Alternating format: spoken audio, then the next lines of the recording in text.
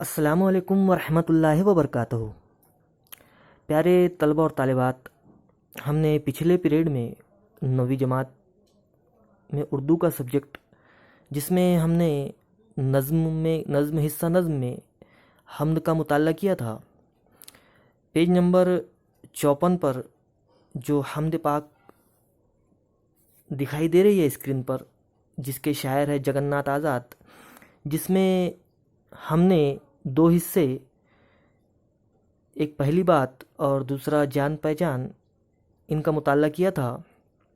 آگے ہم نظم کا مطالعہ کریں گے اور اس کا خلاصہ سمجھیں گے۔ تو اس میں پہلا اشعار ہے کہ رنگ و بو تک تجھے دیکھوں کہ خزاں تک دیکھوں، میں تیرا حسن جو دیکھوں تو کہاں تک دیکھوں، اپنے ماحول میں دیکھوں کہ ستاروں سے ادھر، تو ہی تو مجھ کو نظر آئے جہاں تک دیکھوں۔ پیارے بچوں، اس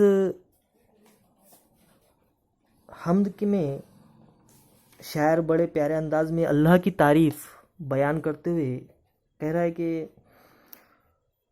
کائنات میں بکھری ہوئی اس کی نشانیوں پر شاعر حیرت کا اظہار کرتا ہے۔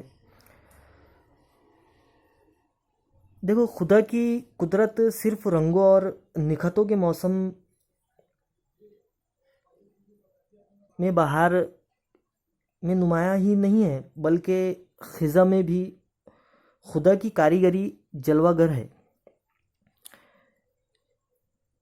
ہم دیکھتے ہیں اپنے اطراف میں جو اللہ تعالیٰ کی قدرت موجود ہے، چاند، سورج، ستارے، پھول، جھاڑ، جو چھوٹے چھوٹے پودوں پر پیارے پیارے پھول نظر آتے ہیں، ان کی خوشبو، اور آسمان پر جگمگاتے تارے، صبح میں سورج کس طریقے سے روشن ہوتا ہے، یہ اللہ تعالیٰ کی قدرت ہے جو ہمیں دکھائی دیتی ہے۔ اسی طریقے سے پیج نمبر 55 اس پر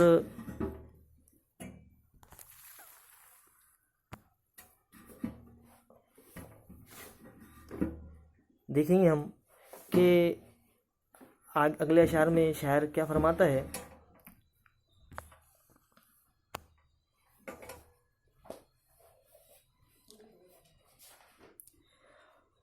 موج دریا کی قسم، بات بہارا کی قسم، تیری رفتار کو اب اور کہاں تک دیکھوں، آج تک تجھ کو جو دیکھا تو یقین تک دیکھا، اب تمنا ہے کہ میں تجھ کو گما تک دیکھوں۔ شاعر بڑے پیارے انداز میں یہاں فرماتا ہے کہ خدا کا حسن اس کے آس پاس کے ماحول میں بھی ہے اور ستاروں سے آگے بھی ہے۔ شاعر کو ہر جگہ خدا کی قدرت اور حسن کا جلوہ نظر آتا ہے۔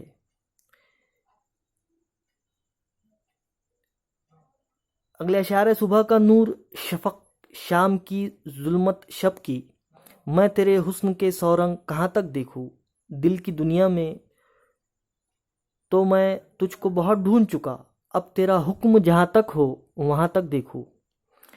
شاعر کہتا ہے کہ اے خدا، میں تجھے کہاں کہاں دیکھوں، دریاؤں کی موجیں، بہار کے موسم کی فرحت بخش ہوائیں، صبح کی روشنی، رات کا اندھیرا، شام میں نظر آنے والے شفق کے دلکش نظارے، گویا تیرا حسن ہر رنگ میں بکھرا ہوا ہے۔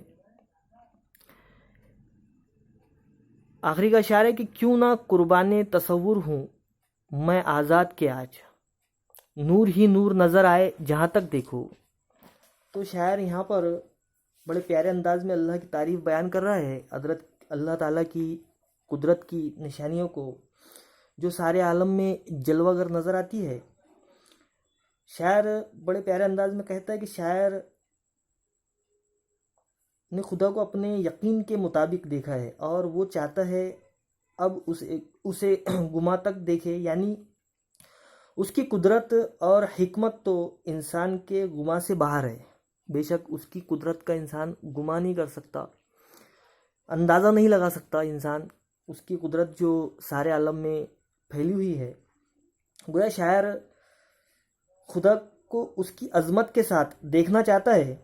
شاعر نے خدا کو اپنے دل کی دنیا میں دیکھا، لیکن اب وہ اسے وہاں تک دیکھنا چاہتا ہے جہاں تک خدا کا حکم چلتا ہے، اور خدا کا حکم کائنات کے ہر ذرے پر چلتا ہے۔ بے شک شاعر خدا کی عظمت کے اس تصور پر قربان ہونا چاہتا ہے، جس کے سبب اسے کائنات کے ہر ذرے میں خدا کی کاریگری اور حسن دکھائی دیتا ہے۔ تو یہ تو ہم نے خلاصہ دیکھا اس کا۔ یہاں پر آپ دیکھ رہے ہوں گے اسکرین کے اوپر کہ الفاظ اور معنی نظر آئیں گے آپ کو، کچھ الفاظ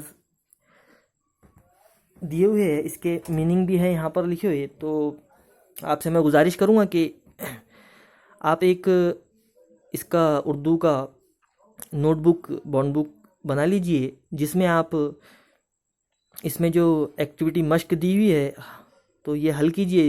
ایکٹیویٹی حل کرنے سے پہلے آپ اس کے الفاظ اور میننگ پہلے پیج پر لکھ لیجئے، اس کے بعد میں اس کے کوشچنز کو گھر پر سالو کیجئے، اور اس کی بانڈ بک کی فوٹو کاپی کھینچ کر گروپ پر شیئر کیجئے، جو اپنا 9 کلاس کا گروپ ہے پرم ویر کا، اس پر آپ اس کے کوشچن آنسر حل کر اس کی فوٹو کھینچ کر آپ گروپ پر ڈالیے۔ انشاءاللہ میں چیک کروں گا۔